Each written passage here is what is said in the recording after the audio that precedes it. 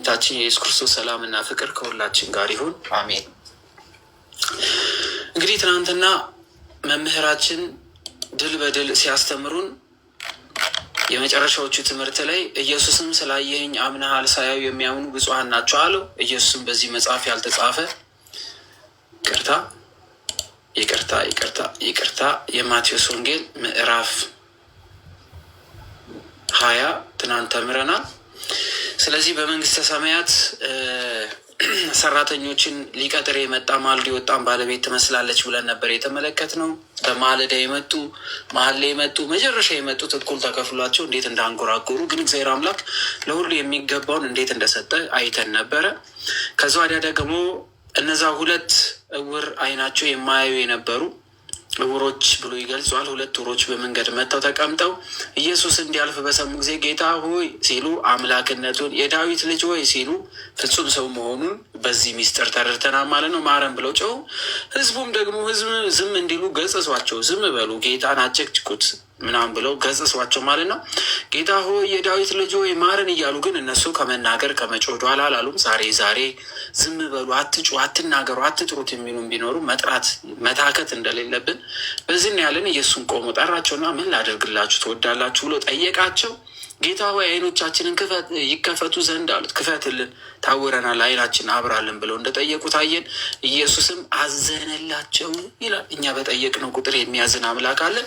ስለዚህ ሁሌ ሳንታክት በመጠበቂያ ቦታ ቆመን እግዚአብሔር አምላክ እንዲያዝንልን መጠየቅ አለብን። ሳንጠይቀው የሚያውቀን አምላክ ነው፣ ግን ከእኛ ጥያቄ ያስፈልጋልና።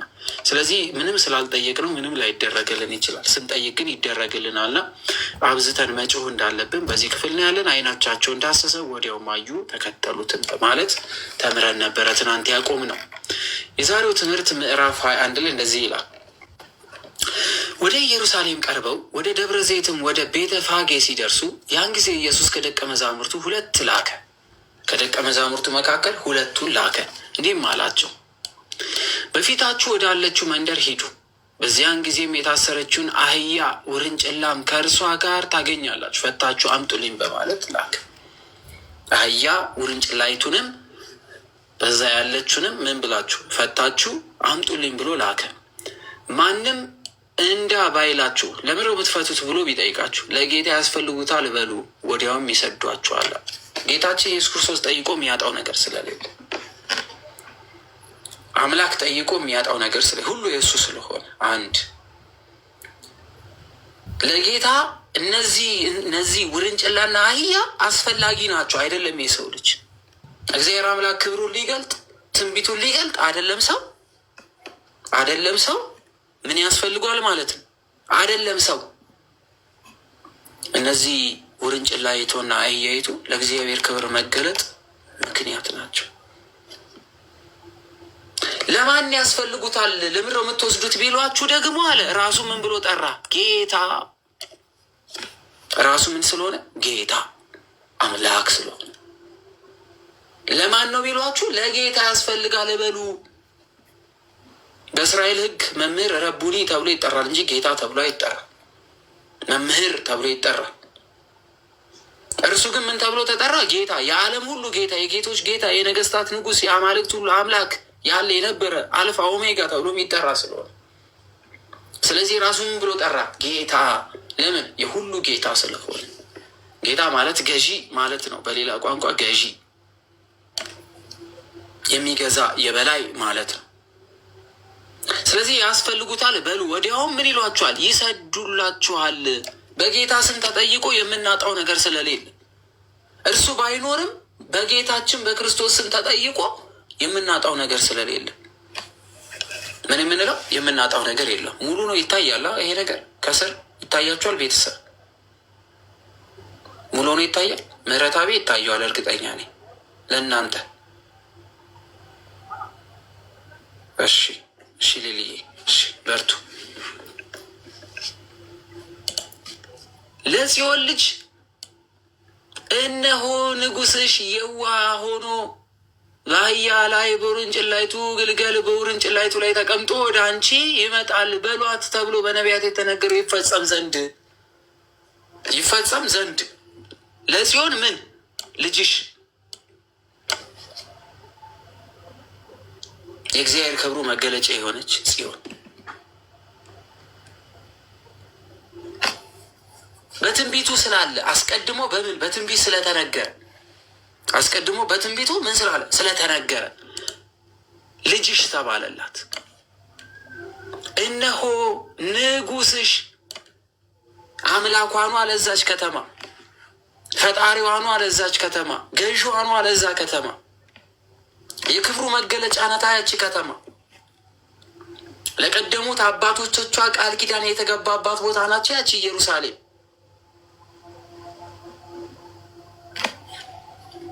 ስለዚህ እነሆ ንጉስሽ ተባለ። እሱ የነገስታት ሁሉ ንጉስ የሆነ እግዚአብሔር አምላክ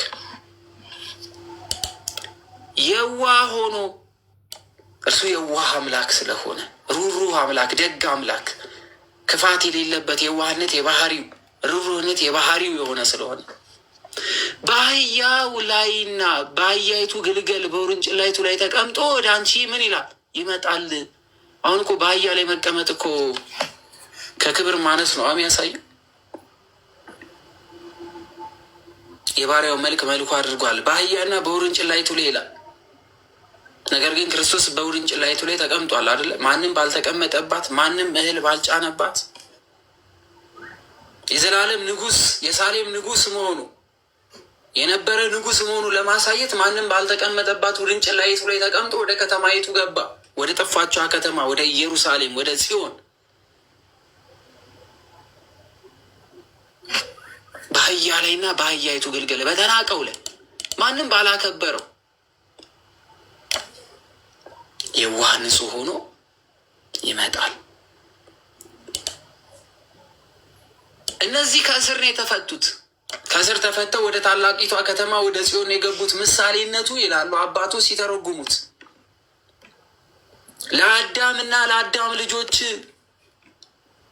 የማርያም ልጆች ሁሉ የሔዋን ልጆች በጠቅላላ በዲያብሎስ እስራት ውስጥ ነበሩና ፍቱ ሲል የሰው ልጆች የመፈቻ ጊዜ መድረሱን ሲያሳይ ነው።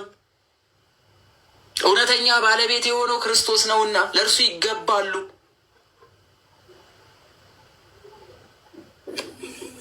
ለእርሱ ይገባሉ። ምሳሌው ለአዳም እና ለልጆቹ ነፃነት መውጫ ባለቤት የሆነ እግዚአብሔር አምላክ ፈቶ ወደ ተቀደሰው ስፍራ ማስገባቱ። ምክንያቱም ጽዮን የዘላለም ገነት ምሳሌ የመንግስተ ሰማያት ምሳሌ ናትና።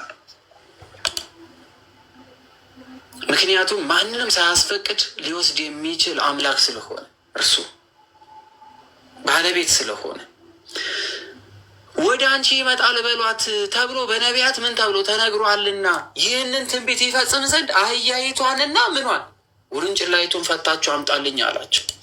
ደቀ መዛሙርቱም ሄደው ኢየሱስ እንዳዘዛቸው አደረጉ።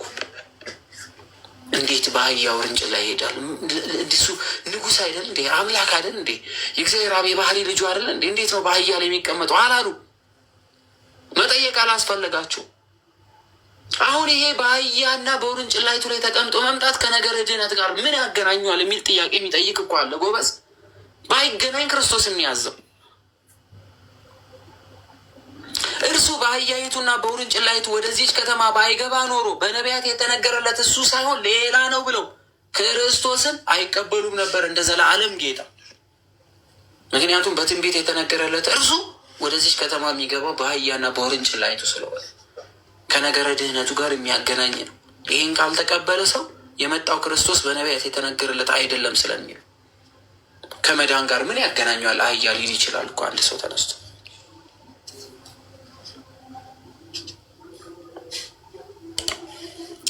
አህያይቱና ውርንጭላይቱንም አመጡለት፣ ልብሳቸውንም በእነርሱ ላይ ጫኑ፣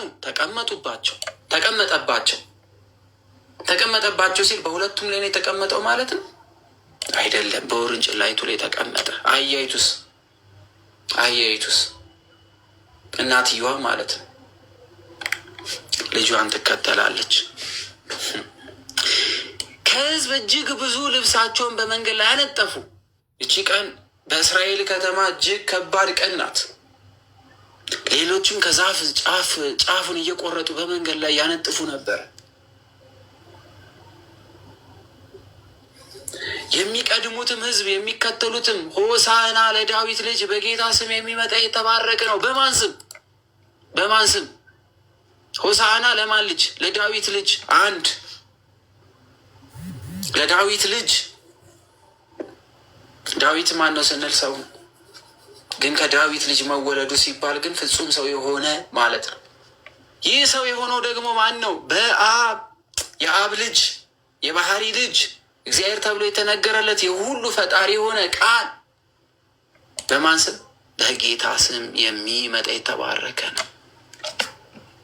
አምላክ ሆኖ የሚመጣ፣ አዳኝ ሆኖ የሚመጣ፣ ተስፋ ሆኖ የሚመጣ፣ ለሰው ልጆች ሁሉ ተስፋ የሆነ እርሱ ፍጹም አምላክ ሆኖ ፍጹም ሰው ሆኖ የሚመጣ ይህ በአህያይቱ ውርንጭላ ላይ የመጣው የዘላለም መዳን የሚሰጥ ተስፋ የተደረገ የአዳም የልጅ ልጆች ሁሉ የሚጠብቁት የነበረው እርሱ አዳኝ የተባለው እግዚአብሔር አብ ልጁ ሆሳዕና በአርያም እያሉ ይጮሁ ነበር። ሆሳዕና ማለት ምን ማለት ነው? ትርጉሙን ንገሩኝ እስኪ ከስር ጻፉ።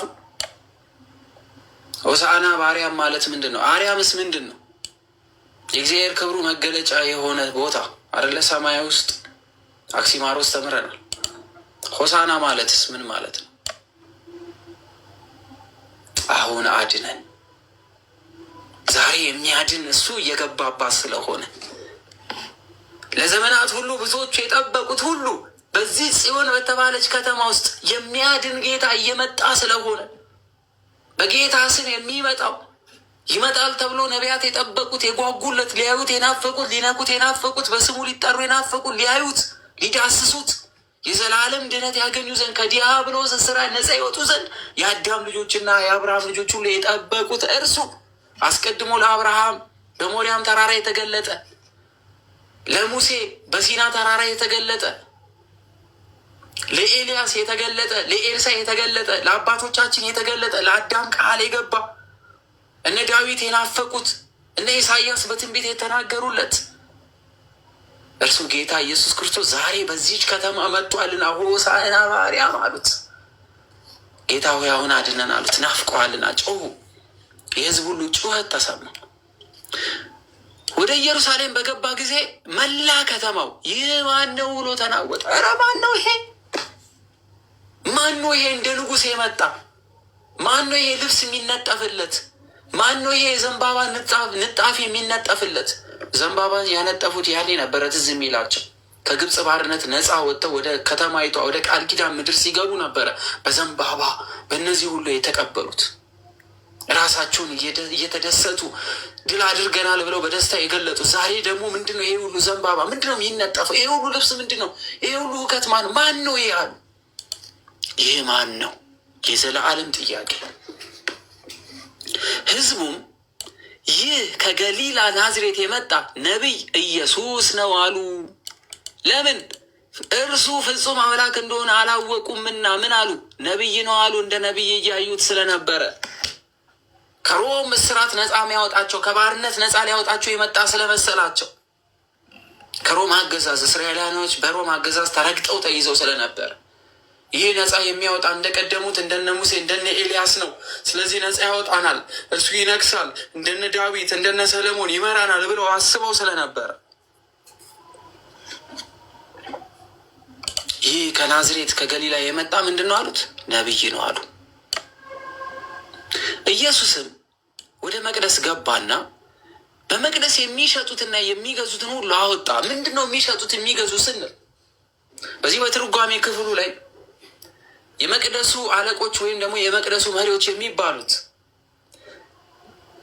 በመቅደሱ ለኃጢአት ስርየት የሚቀርበውን መስዋዕት የሚሆነውን በግና ከብት ከሩቅ አገር እየነዱ የመጡትን ሰዎች ይህ ለእግዚአብሔር የሚገባ አይደለም፣ ይህ ከስቷል፣ ይህ አካሉ መንምኗል፣ ስለዚህ ይህንን አንቀበላችሁ፣ ይህንን ስጡንና ለእናንተ ግን ደግሞ ሌሎች 2 እንስጣችሁ፣ ደግሞ በዚህ ላይ ገንዘብ ጨምራችሁ ግዙን እያሉ የእነሱን እየተቀበሉ እነሱ እያደለቡ መልሰው እየሸጡ ህዝቡን ይበዘብዙ ስለነበር አንድ። ሁለተኛ ለምሳሌ ከኢትዮጵያ ሀገር የኢትዮጵያን ብር ይዞ ሄዶ ይህ ለጌታ ቤት የሚገባ ነው ብሎ መስዋዕት ሊያቀርብ ሲል የእኛ አምላክ በእናንተ ገንዘብ የሚቀበል አይደለም፣ ስለዚህ እናንተን ገንዘብ የሚቀበል ስላልሆነ በእኛ ገንዘብ ይለወጥ ይቀየር ብለው ምንዛሬን ዝቅ አድርገው ከፍተኛ የሆነ ትርፍ ይሰበስቡ ስለነበረ ይነግዱ ስለነበረ ሰው የሚመስለው እርግብ መሸጥ ምናምን ብቻ ይመስለው ነበር። አይደለም፣ እጅግ ከባድና አስነዋሪ ነገር ያደርጉ ስለነበረ ይህን የተመለከተ ጌታ የገንዘብ ለዋጮችንም ገበታዎች ሲል ምንዛሬ በጣም በትርፍ ከሚገባው በላይ ሰዎችን እየጎዱ እግዚአብሔር አምላክ ይህንን ብር አይቀበልም፣ የእኛን ብር መንዝሩ፣ ፍራንካውን መንዝሩ እያሉ በጣም በከባድ ሁኔታ ሰዎችን ያስለቅሱ ያስነቡ ስለነበረ ከሚገባው በላይ በጌታ ቤት ንግድ ይነግዱ ስለነበረ ገንዘብ ለዋጮች ገበታዎችን፣ የእርግብ ሻጮች ወንበሮችን ገለበጠ። ቤቴ የጸሎት ቤት ትባላለች ተብሎ ተጽፏል አለ። ይቺ ቤት ግን የማን ቤት ነበረች? እስኪ ጎበዝ፣ ይህንን ቤተ ክርስቲያን የሰራው ማን ነው? የእስራኤል ሕዝብ አይሁዳያኖች ሁሉ ወደዚች መቅደስ ሲመጡ ወደ ማን መቅደስ እንሂድ ብለው ነበር የሚጠሩት? ሁሉም የሚጠራ የነበረው ወደ ሰለሞን መቅደስ እንሂድ ይሉ ነበር። ነገር ግን በቤት ውስጥ የሚከበረው የሰለሞን ተብሎ ቢጠራም ግን ለመታሰቢያነት የሰለሞን መቅደስ ተባለ እንጂ ዛሬ በዚህ በሰለሞን መቅደስ ውስጥ ግን የሚከብረው አባቱ ነው። ቤቴ የጸሎት ቤት ትባላለች ተብሎ ተጽፏል አለ። በዚች ቤት በሰለሞን መቅደስ ውስጥ የምትደረገው ጸሎት ወደ አርያም የምትደርስ ናት። ወደ እግዚአብሔር ደጃፍ የምትደርስ ናት። በመልአኩ እጅ የሚወጣ ጸሎት የሚደረግባት ቤት ናት። ቤቱ ግን የሰለሞን ቤት ነው። ዛሬ አርሴማ ብንል፣ ዛሬ ሚካኤል ብንል፣ ዛሬ ማርያም ብንል፣ ዛሬ አቡዬ ብንል፣ ዛሬ ገብረ መንፈስ ቅዱስ ብንል፣ ዛሬ ተክለ ሃይማኖት ብንል፣ ዛሬ ሩፋኤል ብንል፣ ዛሬ ሌሎቹን ብንጠራ አንድም ሰዓት በቅዳሴ ሰዓት የነዚህ ስም አይጠራም።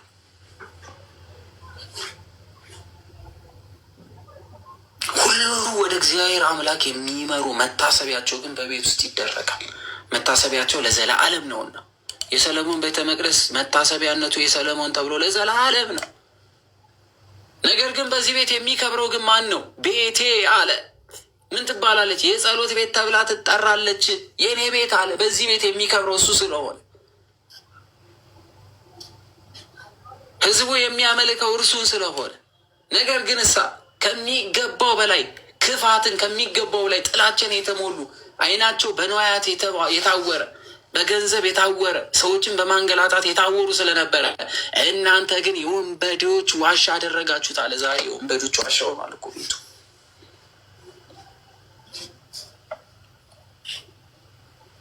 ገለባበጡ፣ አጸዳው።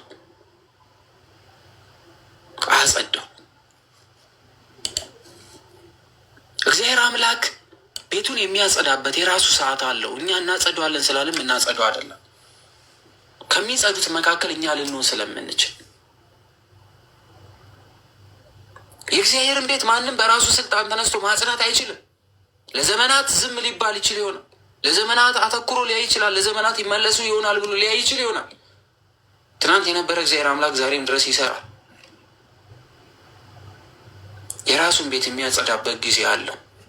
እንደዚህ እንደተናቀ እንዲህ እንደተዋረደ ማንም አፉ እንደከፈተበት ማንም እንደፈለገ እንደሰለጠነ የሚኖርበት ጊዜ የለም። ግብፃውያን እስራኤላውያኖችን ለዛ ሁሉ ዓመታት ለ400 ዓመታት በላይ በባርነት ገዝተው ሲያስቀምጧቸው እግዚአብሔር የሌለ ሆኖ አይደለም፣ ጊዜው እስከሚደርስ ነው እንጂ እግዚአብሔር የታገሰው። በባቢሎን ባርነት ቢገቡ ታቦተ ጽዮን ተማርካ ብትሄድ ቀኑ እስከሚደርስ እንጂ እግዚአብሔር ስለሌለ አይደለም። ዛሬ እግዚአብሔር ስለሌለ የሚመስለን ብዙ ስላለ እግዚአብሔር ቢኖር ኖሮማ ይሄ አይሆንብንም። እግዚአብሔር ቢኖር ኖሮ እንዲህ ስንደረግ ዝም አይልም። እግዚአብሔር ቢኖር ኖሮ ከአሩ ሲገደል ዝም አይልም። እግዚአብሔር ቢኖር ኖሮ ስናለቅስ ዝም አይለንም። እግዚአብሔር ቢኖር ኖሮ እግዚአብሔርን በማያውቁ ሰዎች ስንሰደብ ዝም አይልም ነበረ። እግዚአብሔር ቢኖር ኖሮ እውነተኛ ፈራጅ ነው፣ ስንሞት ዝም አይልም እንላለን። እግዚአብሔር አምላክ የሌለበት ዘመን የለም። ትዕግስቱ ግን ብዙ ናት፣ እንደ ሰው አይደለም። እግዚአብሔር ስለታገሰ እንጂ እግዚአብሔር ስለሌለ ግን አይደለም። ደግሞ በዓይናችን እናያለን እግዚአብሔር አምላክ አለ። በመቅደስም እውሮችና አንካሶች ወደ እርሱ ቀረቡና ፈወሳቸው። በዛው መቅደስ ውስጥ ፈውስን አገኙ። ነገር ግን የካህናት አለቆችና ጸሐፍቶች ያደረገውን ድንቃ ድንቅ ነገር በመቅደስም አዩ። ሆሳዕና ለዳዊት ልጅ እያሉ የሚጮሁትን ልጆች ባዩ ጊዜ ተቆጡ። እነዚህ የሚሉትን አትሰማም አሉት። ምክንያቱስ አዳኛችን ዛሬ አድነን እያሉ ስለሆነ ያሉትን ነገር አሰማም ወይ ብሎ ጠየቁት። ኢየሱስም እሰማለሁ አላቸው። እሰማለሁ እያሉ ያሉትን አሰማም አሉት። እሰማለሁ። ለምን? አዳኝ ነው። እንዴት አዳኝ ትባላለህ? እንዴት ዛሬ አድነን ሲሉ ጸጥ ትላለህ? የሚያድን ጌታ እንጂ እኔ አይደለሁም በል እንደማለት እኮ ነው። ግን እሱ ምን አለ? እሰማለሁ አለ። ከሕፃናትና ከሚጠቡት አፍ ምስጋና ለራስህ አዘጋጀ የሚለውን ቃል ከቶ አላነበባችሁም ወይ? ዛሬ እንዴት ሕፃናት ተጠምቀው የእግዚአብሔር መንፈስ ቅዱስ ያገኛሉ ትሉናላችሁ? ይሉና ከሚጠቡ ሕፃናት ምስጋናን አዘጋጃለሁ ያለውን አልሰማችሁም ወይ አለ። አይደለም ካደጉት ከሚጠቡ ሕፃናት ምስጋናን ያዘጋጃል እግዚአብሔር አምላክ። ጽንሱ በማህፀን የዘለለ አለች እኮ የማርያምን የሰላምታ ድምፅ ሰምታ። ገና በማህፀን እያሉ የሚመርጥ እግዚአብሔር አምላክ አለ። ዛሬም የታመነ ነው።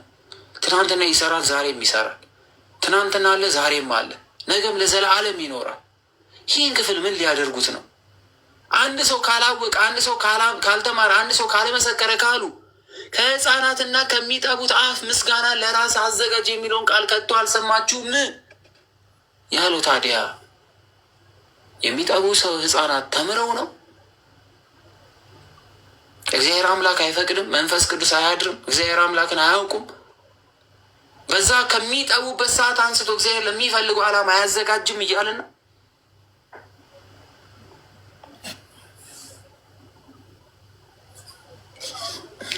ስለዚህ ከሕፃናትና ከሚጠቡ አፍ ምስጋና ለራስ አዘጋጅ የሚለውን ቃል ከቶ አልሰማችሁም አለ። ስለዚህ ለራስህ አዘጋጅ። እኔ በባህሪ ምን የምለኝ እያለ ነው። ደግሞ በሌላ ቋንቋ እኔ አምላክ ነኝ፣ እኔ አዳኝ ነኝ፣ እኔ ዛሬ አድን ተብሎ ሊዘመርልኝ የሚገባ ከአብ እኩል የሆንኩ የዘላለም አምላክ ነኝ። ይህ ትንቢት ለእኔ የተነገረ ነው። እኔ ማለት አምላክ ነኝ እያላቸው እኮ እኔ ማለት አምላክ ነኝ፣ እኔ ማለት ገዢ ነኝ። ለራስህ አዘጋጅ ያለው ይኸው ለራሴ ያዘጋጀዋል። ስለዚህ በሌላ ቋንቋን የአምላክ ነኝ ያላቸው ነው። እነሱ ይግባባሉ በሚያውቁት ቋንቋ። ትቷቸው ከከተማ ወደ ቢታንያ ወጣ፣ በዚያም አደረ። በነገራችን ላይ ቢታንያ የምትባሏ ከተማ በድንጋዮች የተከበበች ድንጋይ የሞላባት የድንጋይ ከተማ ተብላ ትጣራለች። በማለዳም ወደ ከተማ ሲመለስ ተራበ። ተራበ የሚለው ቃሉ ምኑን ነው የሚገልጸው ጎበስ? እርሱ አምላክ ነኝ እያለ እየተናገረ የነበረው በማለዳ ወደ ከተማ ሲመለስ ምን አለ? ተራበ። ምኑን ያሳያል? ፍጹም ሰውነቱ መለኮቱ ሰውነቱን እንዳላጠፋው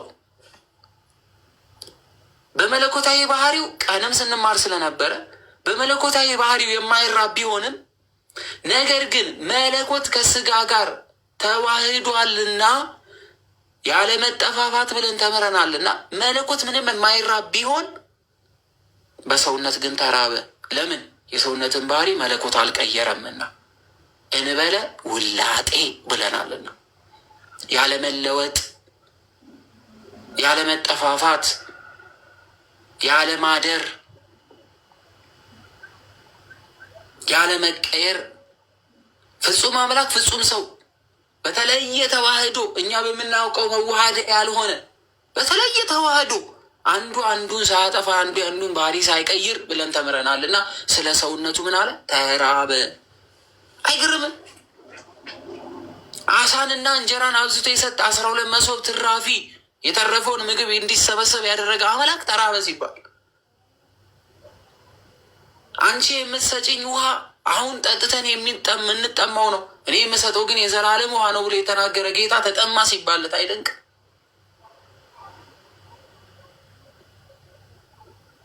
ሂዱ አሳውን አጥምዱት፣ በአሳው ውስጥ ሆድ ውስጥ 4 ዲናር ታገኛላችሁ፣ ዕዳ ክፈሉ ብሎ የተናገረ አምላክ ተራበ ሲባል አይደንቅ? ህብስትን አብዝቶ አሳን አብዝቶ የሚሰጥ አምላክ ተራበ ሲባል አይደንቅ? ስለ ሰውነት ተራበ። ፍጹም ሰው ነው። በመንገድም አጠገብ በለስ አይቶ ወደ እርሷ መጣ። ምሳሌያዊ ትምህርት በደንብ ይሁ በለስ አየባት። ከቅጠልም ብቻ በቀር ምንም አላገኘባትም እና ለዘላለም ፍሬ አይገኝብሽ አላት። በለሲቱም ያን ጊዜ ደረቀች። ሰው በለስን ተናግሮ ይደርቃል? ሰው ብቻ ቢሆን ምን ስልጣን ኖሮት ድረቂ ሲላት ትደርቃለች? በለስን ፈለገባት፣ በለስ አልተገኘባትም። ስለዚህ ለዘላለሙ ፍሬ አይገኝብሽ አላት። እሷም ደረቀች ወዲያው። ምኑን ያሳያል ይሄስ? ተራበ ሰውነቱን። ለዘላለም ፍሬ አይገኝብሽ አላት። ዘላለማዊ የሆነ አምላክ ዘላለማዊ ፍሬ እንዳይገኝባት ረገማት። የዘላለም አምላክ የሆነ ዘላለማዊ አምላክነቱን ገለጠ። ያቺን በለስ ደግሞ አምላኳ ነውና ደረቀች። ሰውነቱን አምላክነቱን ገለጠ። ቅጠል ቃሉን ሰምቶ ለምልሞ መታየት ነው። እግዚአብሔር አምላክ ይፈልገናል። ሞት በመጣ ጊዜ ነፍስን ከስጋ ነጥሎ የነፍስ ፍርድ እናገኝ ዘንድ ወደ እግዚአብሔር ባቀረበ ሰዓት ከስጋ ጋር በነበረችበት ሰዓት በነጠላ የተሸፈነች በማኅተብ የተሸፈነች በስመ ክርስትና የኖረች ሆና ለምልማ የተገኘች ቅጠሏ ብዙ የሆነ ፍሬ የምትይዝ የምትመስል የምታስጎመዥ የመሰለች ሕይወት የምንኖር ሞት መጥቶ የለየን ቀን ግን ፍሬ ሲታጣብን እንደዚህ ነው ወደ እሳት የምንወረወር። ፍሬ ያገኝብሽ ለዘላለም ሲላት በቃ ደረቀች። እናንተ ከአባቴ ቤት ሂዱ፣ ከዚህ ለእናንተ አይገባም ያለ ቀን እንደዚች ነው ምንቀልጠው፣ እንደዚች ነው ምንቃጠለው፣ እንደዚች ነው ምንደርቀው። እግዚአብሔር አምላክ ከዚህ ይገላግለን። እንደዚህ ቀን መሆን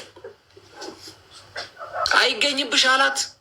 በለሲቱም ደረቀች። ይህን ሲያደርግ ደቀ መዛሙርቱ ይህን አይተው ተገረሙ። በለሲቱ ያን ጊዜውኑ እንዴት ደረቀች ብለው ተደነቁ። እንዴት ደረቀች አሉ። ርቦት ነበረ፣ በለስን ፈለገ ሄደ፣ አጣባት። ግን በቃ ድረቅ አላት፣ ደረቀች። ገረማቸው። እንዴት እንደዚህ ደረቀች አሉ። ተደነቁ። ለምለም ነበረች፣ ቅጠል ነበራት፣ ዘርፋፋ ነበረች፣ የምታምር ነበረች።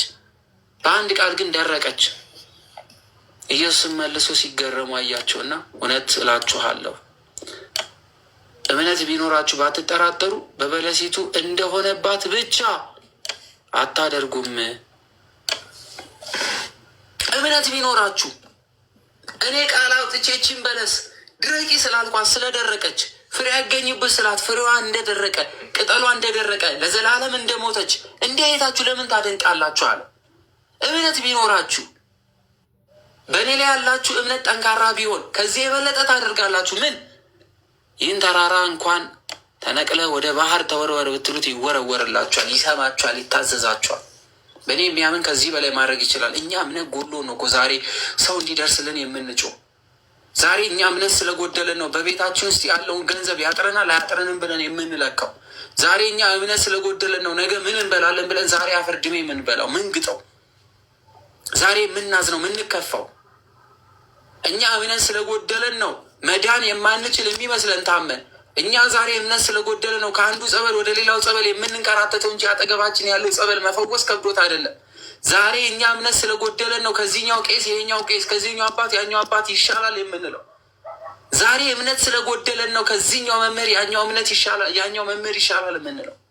ዛሬ እምነት ስለጎደለ ነው ከዚህኛው ገዳም ያኛው ገዳም ይሻላል የምንለው። እኛማ እምነት ቢኖረን ኖሮ ከዚህም በላይ ባደረግን። እግዚአብሔር አምላክ እምነታችንን ሙሉ ያድርግልን፣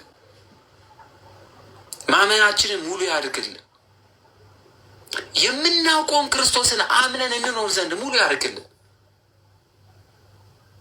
እኛ እግዚአብሔር አምላክን ይዘን እኮ ነው እግዚአብሔር አምላክን ሊያሸንፉ የማይችሉ ሰዎችን የምንፈራው። እስትንፋስ ሆኖ እነሱን እያኖረ ያለውን እግዚአብሔር አምላክን ይዘን እስትንፋሳችንን ያቋርጣሉ ብለን እኮ እስትንፋስ የሚሰጠውን የምንክደው ጎበዝ። እምነት ስለጎደለን እኮ ነው።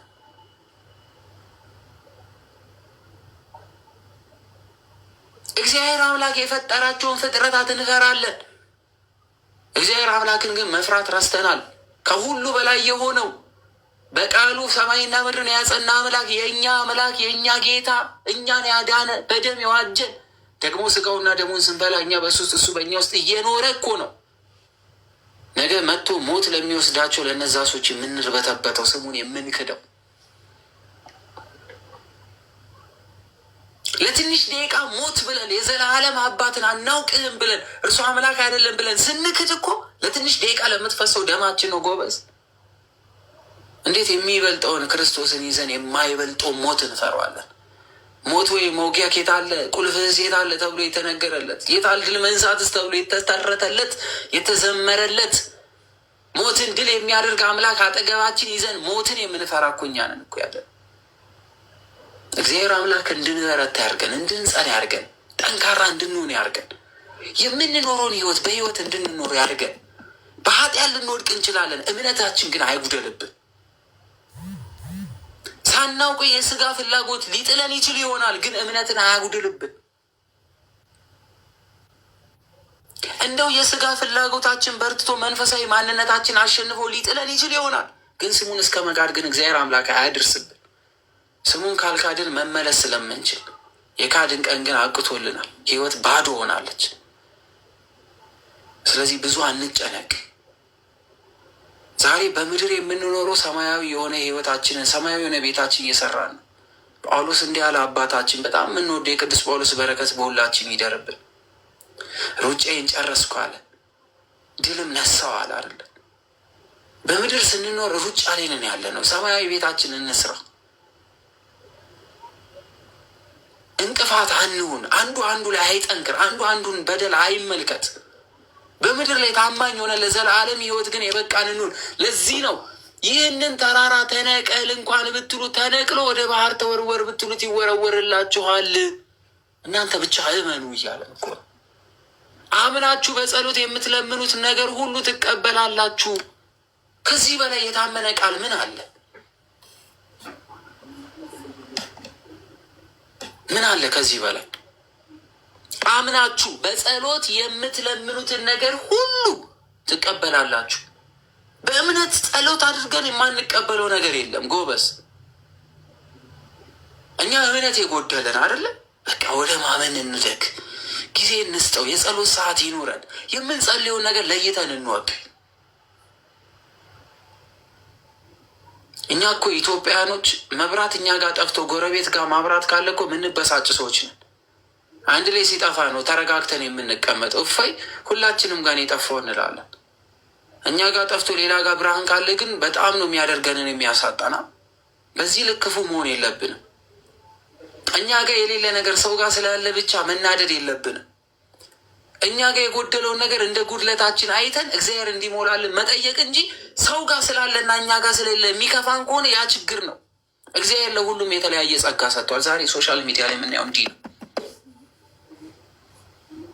ለአንዱ መወደድ፣ ለአንዱ መደመጥ፣ ለአንዱ መስጠት፣ ለአንዱ መቀበል፣ አንዱ የመፈወስ፣ አንዱ ደግሞ የመተርጎም፣ አንዱ የማስተማር፣ አንዱ የማጥመቅ፣ አንዱ ወደ ጸበል መሯሯጥ፣ አንዱ ጸሎት ማድረግ፣ አንደኛው ደግሞ መስገድ፣ አንደኛው ደግሞ ለሁሉ እንደተለያየ ጸጋ ተሰጥቶታል። የአንዱ ጸጋ ከሌላው ጸጋ ያነሰ አይደለም። ሁሉ አንዱ ነው፣ አንድ ስራ ይሰራል። የምናምነው እግዚአብሔር አምላክን ከያዝን በጸጋ ላይ ጸጋ የሚጨምር አምላክ አለ። እውቅናም በከንቱ መንገድ በሚጠፋ መንገድ የምንፈለግ ከሆነ ከባድ ነው። ለዚህ ነው አምናችሁ በጸሎት የምትለምኑትን ሁሉ አንድ እንኳን ሳይቀር ያለምንም ጥርጣሬ ትቀበላላችሁ አለን እኮ ጌታ። የእግዚአብሔር ቃል የታመነ አይደለ? እስኪ ከልባችሁ ጸልዩ በፈጣሪ። እስኪ ዛሬ የምንጸልያት ጸሎት ከልብ ትሁን። የተጻፈው ማንበብ የተለያየ ጉዳይ ነው። ዘውትር ሁልጊዜ ውዳሴ ማርያም ስለደገመን አይደለም። ዝም ብሎ መድገም አይደለም። ዝም ብሎ በየቀኑ የዘውትር ጸሎት ማድረስ አይደለም። ዝም ብሎ በየቀኑ መዝሙረ ዳዊት ላይ ተጻፈው ማንበብ አይደለም። እስኪ ከልብ ደግሞ እንጠይቅ። እስኪ ምን ጠይቀ ነው እናውቃለን? ምን አድርግልን ብለ ነው እናውቃለን? እንጸልዋለን እንጂ ምን ስጠን ብለነዋል? ምንድን ነው አድርግልን ብለ ነው እርሱ የከለከለን ነገር? እስኪ እንወቃቀስ ቢለን ምን መወቃቀስ እንችላለን? ምንድን ነው? አዘውትረን ሁልጊዜ በመጠበቂያ ቦታ ለሚጠብቀን ለዛ ለታመነ እውነተኛ ለሆነ ለዘላለም ጌታ የጠየቅነው ጥያቄ አለን። ጌታ ሆይ እስኪ ከልብ እንጠይቀውና እርሱ ከነሳን እንወቃቀሳለን። ምክንያቱም እኔ የማምነው ጌታዬ የዋህ የሆነ አይኖች ያሉት ሩሩ የሆነ ልብ ያለው እኛ ስናለቅስ አብሮን የሚያለቅስ አውሩን እንባን የሚያወጣ ለእኛ ሲል የማይራብ አምላክ የተራበ ረሃብን ያወቀ እጆቹ በጣም በሾሉና ትልልቅ በሆኑ ችንካሩ ሲቸነከር ለእኛ ሲል እየጮኸ እየቃጠተ ያለቀሰ የጮኸ ተራብኩ ተጠማው ያለ ምድርን አረንጓዴ ያለበሰ ሰማይን ከዋክብት ያስጌጠ ጨለማና ብርሃን እንለይ ዘንድ ብርሃንና ጨለማን የተካልን ቀናትን እንለይ ዘንድ በሰማይ ላይ ቀን መቁጠሪያ የሆኑን ነገሮች ሁሉ ያቆመልን አምላክ እርሱ ጌታ ጠይቀነው እናጠዋለን። በጌታ ስም እምነታችን የጸና ይሁን። ለምኑኝ እሰጣችኋለሁ ብሏል። ቃሉ የታመነ ነው። እግዚአብሔር አምላክን ለምንን የምናጠው የለም። ከልብ እንለምን፣ እንበርታ። ወደ መቅደስም ገብቶ ሲያስተምር የካህናት አለቆች፣ የሕዝብ ሽማግሌዎች ወደ እርሱ ቀረቡና በምን ስልጣን እነዚህን ሁሉ ታደርጋለህ? ይህ ስልጣንን ማን ሰጠህ አሉት። ዛሬ የተቸገርነው ይህንን አይደለ ጎበዝ? ማን ስለሆንክ ነው የምታስተምረው? አንተ የትኛው ስልጣን ኖሮ ነው የምታስተምረው? አንተ ከየትም የመጣ ወጠጤ ዛሬ መጥተህ እዚህ ቁጭ ብለህ የምታስተምረው ማን ስለሆንክ ነው ሲባል ሰምታችሁ አታውቅም? አንቺ ማን ስለሆንሽ ነው ገና ለገና አሁን ነጠላ ስለለበሽ የምትናገሪ? አንቺ ማን ስለሆንሽ ነው መነኩሴ ስላጫወተሽ በእኔ ህይወት ውስጥ የምትገቢ? አንተ ኤጲስቆጶሱ፣ እሺ ቤተ ክርስቲያናቹ ገና ለገና የእንትናን ትምህርት ተማርክና ያወቅክ መሰለ ምናምን የሚሉ ቃላት ለጌታም የተነገሩ ናቸው፣ እንዳይከብዳችሁ። ባለስልጣኑ ማነው ስልጣን የሰጠ ተብሎ ተጠይቋል። ጸጋን የሚያለብሰውን ማነው ይህን ጸጋ የሰጠ ብሎ ተጠይቋል። እነዚህ ሰዎች በክፋት ነው የመጡት። ምክንያቱም አሁን እሱ እያደረገ ያለው ስልጣን ከእግዚአብሔር ዘንድ ካልተሰጠ በስተቀር ማንም ሊያደርገው የሚችሉ አይደለምና ኢየሱስም መልሶ እንዲህ አላቸው፣ እኔ ደግሞ አንዲት ጥያቄ ልጠይቃችሁ። እስኪ ያለ አንድ ነገር ልጠይቃችሁ። እናንተ ያቺን ብትነግሩኝ እኔ ደግሞ ከእነዚህ በምን ስልጣን እያደረግኩ እንደሆነ ነግራቸዋለሁ አለ። ምክንያቱም በልባቸው ክፋት ስለመጡ እርሱ ይህ ስልጣን የኔ ነው ቢላቸው እንዴ እግዚአብሔር አብን ይሳደባል ብሎ ሊሰቅሉ ስለፈለጉ፣ አይ ይሄ ስልጣን ከሰው ነው የተሰጠኝ ቢል ከአንተ በላይ ሆኖ ለአንተ ይህን ስልጣን የሰጠ ማን ነው ተናገር ስለሚሉት፣ ግን ስልጣኑ የባህሪው እንጂ ከሰው የተነሳው ወይም ከሰው የተሰጠው አይደለም። ስልጣን ይሰጣል እንጂ ስልጣን አይቀበልም። ስለዚህ አንድ ጥያቄ ልጠይቃቸው አላቸው። የዮሐንስ ጥምቀት ከወዴት ነበረች አላቸው። ዮሐንስ ያጠምቅ የነበረው ማን ስልጣን ሰጥቶት ነው? እናንተ ሁላችሁ ስትጠመቁ ነበረ፣ ተቀብላችሁታል፣ ትፈሩት ነበረ። ስለዚህ ዮሐንስ ስልጣኑን ከማን ያገኘው? የዮሐንስ ስልጣን ከእግዚአብሔር መሆኑን ታውቃላችሁ። ቤተሰብ እዚህ ሉቃስ ወንጌል ለማየት ትችላላችሁ። እግዚአብሔር መንፈስ ቅዱስ በመልአኩ በኩል ለካህኑ ዘካርያስ ነግሮት እንዴት እግዚአብሔር አምላክ እንደሚያሰማረው ስልጣን እንዴት እንደሰጠው ከእርሱ በፊት ቀድሞ መንገድን ይጠርግ ዘንድ የተመረጠ መሆኑ ከእናቱ ማዕፀን ሳይጸነስ በፊት እግዚአብሔር የመረጠው መሆኑን ተናግሯል። ስለዚህ የዮሐንስ ስልጣን ከወዴት ነው አላቸው። ከሰማይ ወይስ ከሰው አላቸው። እግዚአብሔር ነው የሰጠው ወይንስ ሰው አላቸው። እነርሱ እርስ በርሳቸው ሲነጋገሩ ከሰማይ ብንል ታዲያ ለምን እሱን አላመናችሁትም ይለናል። ታዲያ እሱን ለምን አላመናችሁትም ማለት እርሱ ምን ብሏልና፣ እርሱ ሕያው የእግዚአብሔር ልጅ በፊቴ ይመጣል፣ እርሱ በእሳት ያጠምቃችኋል ተብሎ የተነገረለት እሱ ነው ብሎ መስክሯልና ስለ ክርስቶስ።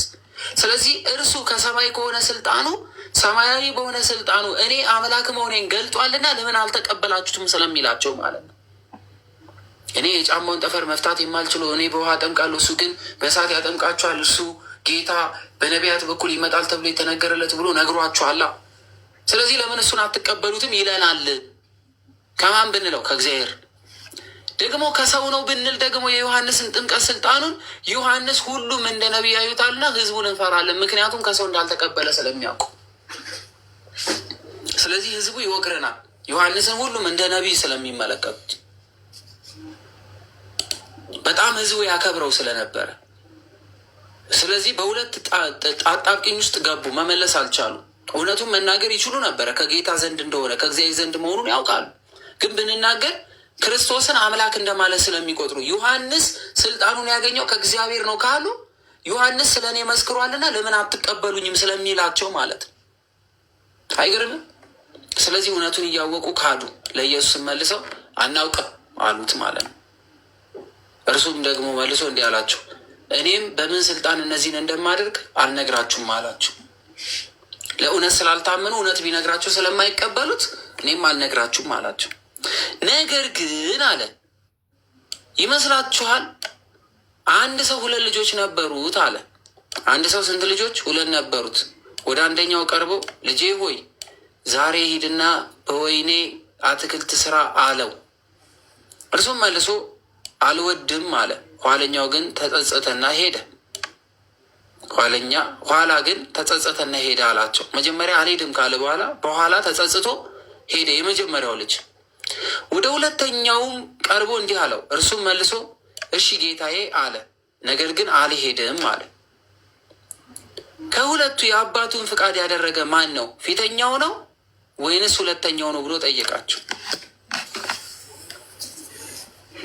እሺ ጌታዬ ብሎ ሁለተኛው በቶሎ እሺ ያለ ተቀበለና ግን አልሄደም፣ ትእዛዙን አልፈጸምም። የመጀመሪያው ግን አልሄድም ካለ በኋላ ግን የተናገረው ነገር ጸጽቶት ሄደ። ከሁለቱ ማን ነው እስኪ ለአባቱ የታዘዘው ንገሩኝ። የመጀመሪያው ነው ሁለተኛው ነው? መልሱልኝ እስኪ። እሺ ብሎ የቀረው ወይንስ ደግሞ ተጸጽቶ የሄደው የመጀመሪያው?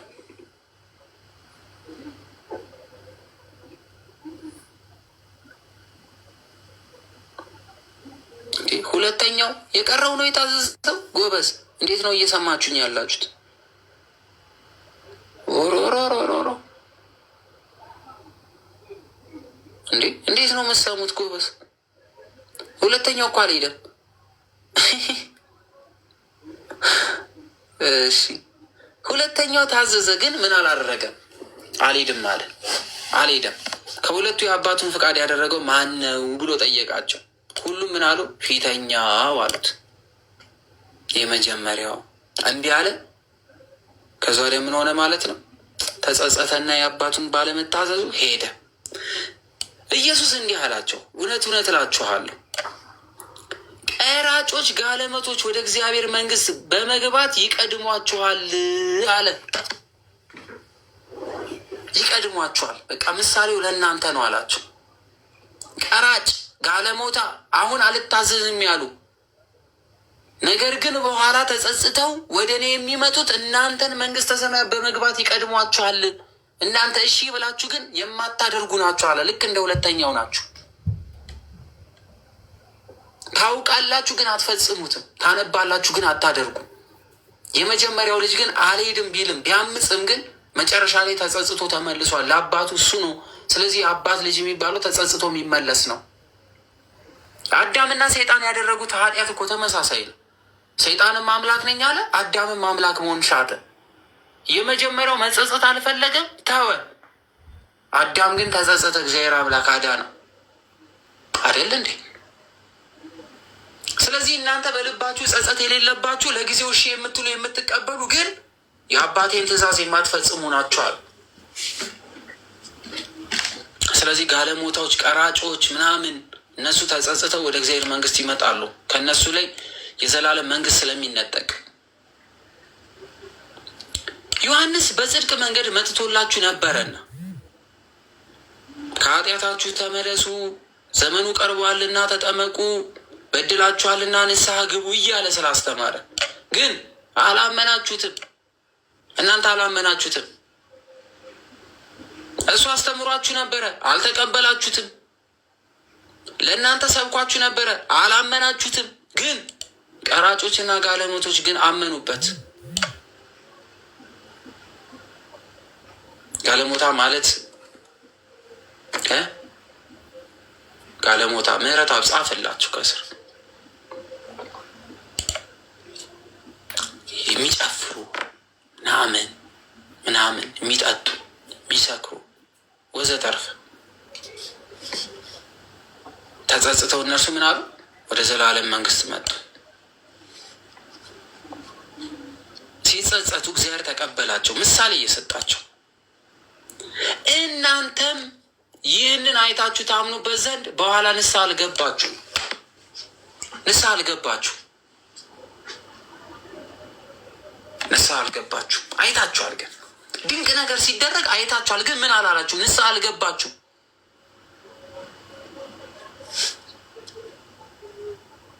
ምን አላላችሁ? ንስሐ አልገባችሁ። እዚህ ጋር ባል የሞተባቸው ሴቶች ለማለት ምናምን አይደለም። እሺ፣ ቀራጮች፣ ጋለሞታዎች ምናምን ተብሎ ሲጠረቅ በእነሱ አይን ኃጢአተኛ አድርገው ስለሚያዩቸው እንደዚህ አይነቶቹ በእነሱ አስተሳሰብ አመንዝራዎች ብለው ይቀበሏቸዋል። እነሱ እንኳን ንስሐ ሲገቡ እናንተ ምን አላላችሁ? ንስሐ አልገባችሁም። ባል ስለሞተባት ንስሐ የምትገባበት ጉዳይ ስላልሆነ ማለት ነው። ይህን አይታችሁ ታምኑበት ዘንድ በኋላ ንስሐ ምን አላችሁ? አልገባችሁም። ማን ነው የሚወቅሰው? እነሱ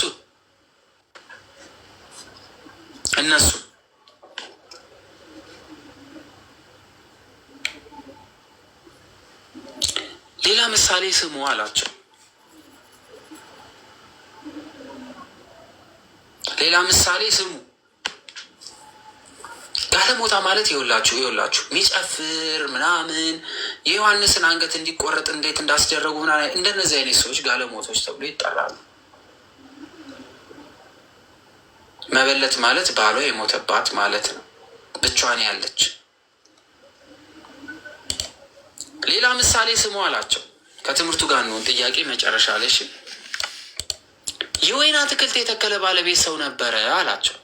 የወይን አትክልት የተከለ ባለቤት ነበረ። ቅጥርም ቀጠረለት፣ መጠበቂያው ማሰለት። ግንብም ሰራና ለገበሬዎች አከራይቶ ወደ ሌላ ሀገር ሄደ። በደንብ ስሙት ይህንን ትርጉም እሺ።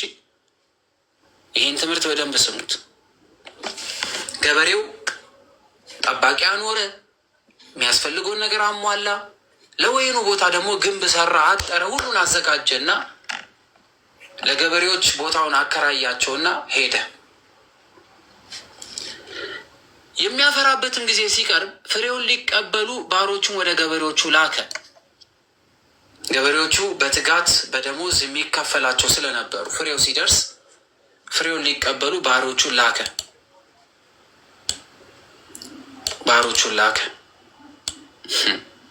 ባሮች እንዳትረሱ። የሚያውቅ ሰው ካለ ጻፉልኝ ከስር። ባሮች ያለው ማንን ነው? ጻፉ እስኪ።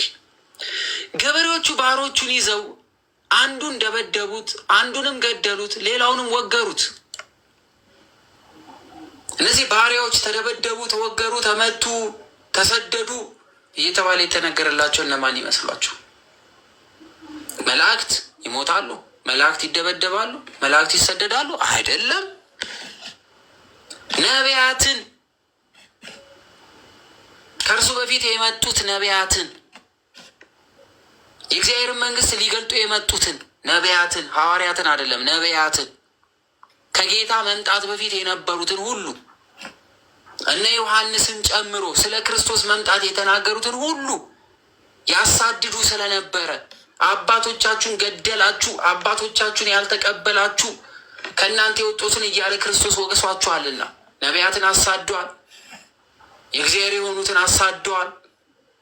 ስለዚህ ገበሬዎቹ ባሮቹን ይዘው አንዱን ደበደቡት፣ አንዱን ገደሉት፣ ሌላውን ወገሩት አለ ስለ ነቢያቶቹ ሲናገር። ደግሞ ከፊተኞቹ የሚበዙ ሌሎች ባሮችን ደግሞ ላከ። ከፊተኞቹ የሚበዙትን ሌሎቹን ባሮቹን ደግሞ ምን አለ? ላከ።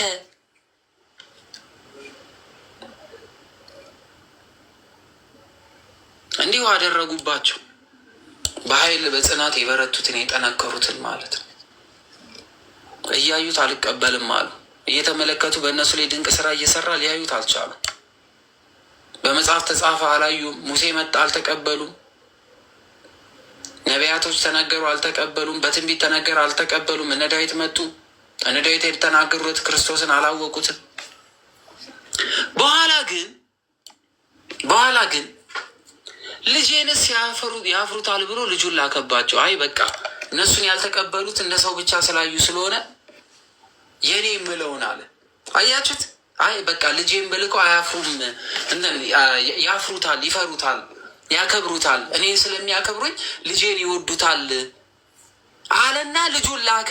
ማን? አንድ ልጁን እስከ ሞት ድረስ እንዲሁ ዓለምን ወዷልና ላከ ተብሎ አልተነገረለትም? እግዚአብሔር አብ ስለ አባቱ ሲናገር እኮ ነው። እግዚአብሔር አብ እኔን እያለ እኮ ነው። እኔ ስለሚወዱኝ እንደ ራሱ ስላየኝ ልጄን ብልከው እርሱን ይፈሩታል፣ ይወዱታል፣ ያከብሩታል፣ የተነገረለት እሱ ይመጣል፣ ይቀበሉታል ብሎ ላከኝ እያላቸው እኮ ነው። ልጄን ያፍሩበታል ብሎ ልጁን ላከባቸው። ገበሬዎቹ ግን ልጁን ባዩ ጊዜ እርስ በርሳቸው ወራሹ ይሄ ነውና ኑ እንግደለው፣ ርስቱንም እናገኝ ተባባሉ። በምቀኝነት ተነስተው ሊገሉት ተነሱ። ስለ ሞቱ ሲነግራቸው ይዘው ከወይኑ አትክልት አወጡና ገደሉት። እንግዲህ የወይኑ አትክልት ጌታ በሚመጣ ጊዜ በእነዚህ ገበሬዎች ምን ያደርግባቸዋል ብሎ ጠየቃቸው። ምንድነው የሚያደርግባቸው አላቸው።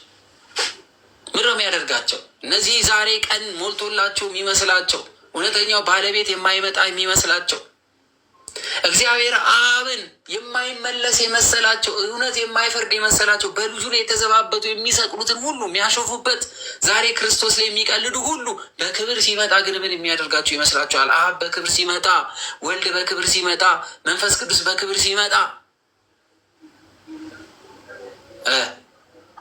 ያኔ ምን የሚሆን ይመስላችኋል? እርሱም እንዲህ አላቸው፣ ክፉዎች በክፉ ያጠፋቸዋል፣ የወይን አትክልት ፍሬውንም በየጊዜው ለሚያስረክቡት ለሌሎች ገበሬዎች ይሰጠዋል አለ። ርስቱን መንግስተ ሰማያትን ያወርሳቸዋል። ለእነሱስ ሞት ይሰጣቸዋል። ኢየሱስም እንዲህ አላቸው፣ ግልበኞች የናቁት ድንጋይ እርሱ የማዕዘን ራስ ሆነ አለ። ስለማን ነው? ስለማን ነው? ይሄ በትንቢት ነበር የተነገረው። ሰዎቹ ላይ የተረማመዱት፣ ሰዎቹ ላይ የናቁት፣ ግንበኞቹ ላይ የናቁት፣ ሰው መሆኑን ብቻ አይተው የናቁት፣ ይሄ የማርያም ልጅ ነው፣ ይሄ የዮሴፍ ልጅ ነው፣ ይሄ ሰው አይደለ እንዴ 30 ዓመቱ አይደለ እያሉ የዘበቱበት ሁሉ የማዕዘን ራስ ሆኖ ሲቆም ያዩታል። ስለ ራሱ ስናገር ስለ ጌታችን ኢየሱስ ክርስቶስ በመዝሙረ ዳዊት የተነገረ ግንበኞች የናቁት ድንጋይ እርሱ የማዕዘን ራስ ሆነ። የማዕዘን ራስ ማለት በክብር የሚቀመጥ የተስተካከለ ማለት ነው። ለጊዜው ድንጋይ ብቻ መስሎ የተዉት፣ ዛሬ ሰው ብቻ መስሎ የናቁት ሁሉ የሚያዩበት ቀን ይመጣል። እርሱ ጌታ ኢየሱስ ክርስቶስ የማዕዘን ራስ ተብሎ ተጠርቷልና ይህም ጌታ ዘንድ ነው፣ ይህም ከጌታ ዘንድ ሆነ፣ ለዓይኖቻችንም ድንቅ ነው የሚለውን ከቶ በመጽሐፍ አላነበባችሁም አላቸው። እንዴት አታስተውሉም? አላነበባችሁም? ስለዚህ እላችኋለሁ የእግዚአብሔርን መንግስት ከእናንተ ትወሰዳለች፣ ፍሬዋን ለሚያደርግ ሕዝብ ትሰጣለች አለ። ይህ መቼ ተከናወነ? የሐዋርያት ስራ ላይ ይሄንን ስራ እንዲሰራ ለማን ነው ኃላፊነት የሰጠው? በአራት ማዕዘን ያለ ከሚሳቡ ከማይበሉ ነገሮች ሁሉ ከሰማይ ሲወርድ ተመለከተ ብል አለው። ኧረ እኔ ይህን ነገር በልቼ አላውቅም አለ። ይህን ነገር ምን ብዬ በልቼ አላውቅም፣ ይህን ነገር በልቼ አላውቅም። እግዚአብሔር አምላክ የባረከውን እግዚአብሔር አምላክ የቀደሰውን አንተ ርኩስ ዘንድ እንዴት ቻልካሉ? ትርጉሙ ምንድን ነው ብሎ ተሰቃየ ጴጥሮስ። ምንድን ነው ትርጉሙ? ምንድን ነው እባብ ብላ ያለኝ? ምንድን ነው በደረት የሚሳቡ ነገሮች ሁሉ እንድበላ ያደረገኝ? ምንድን ነው ብሎ ተጠየቀ። መንፈስ ቅዱስ ገለጠለት። ለካ ክብር ከእስራኤል ተነጠቀች፣ ለአሕዛብ ሁሉ ተሰጠ። በስሙ ያመኑ ሁሉ የእግዚአብሔር አካል ተብሎ ይጠሩ ዘንድ ክብር ከእስራኤል ተነጥቃ ወደ ማን ሄደች? ወደ አሕዛብ ሄደች። ይኸው የእግዚአብሔር መንግስት ከእናንተ ትወሰዳለች፣ ፍሬዋንም ለሚያደርግ ሕዝብ ትሰጣለች። በዚህም ድንጋይ ላይ የሚወድቅ ይቀጠቀጣል። ድንጋይ የተባለው ክርስቶስ ነውና። የወደቀ የሚለው ምን ማለት ነው? መውደቅ ማለት የተሰናከለበት ማለት ነው።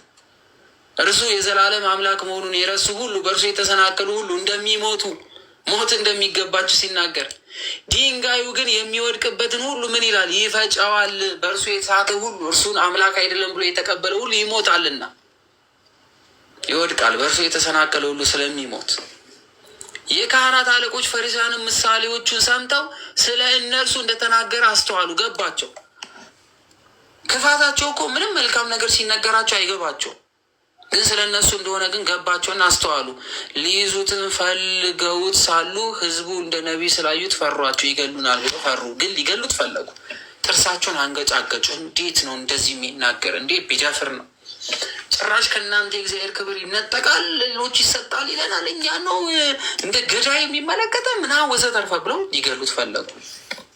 ግን ህዝቡ እንደ ነቢይ ነው ግን አላለም። አያችሁት? እዚህ ጋር ህዝቡ እንደምን እንደ ነቢይ ስላዩት፣ እሱ ነቢይ አይደለም። እንደ ነቢይ ግን ምን ስላሉ? ስላዩት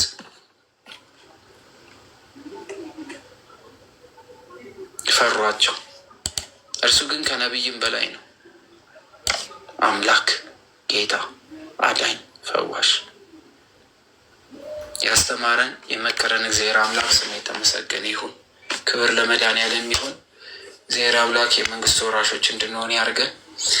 የሚያስተምር እግዚአብሔር አምላክ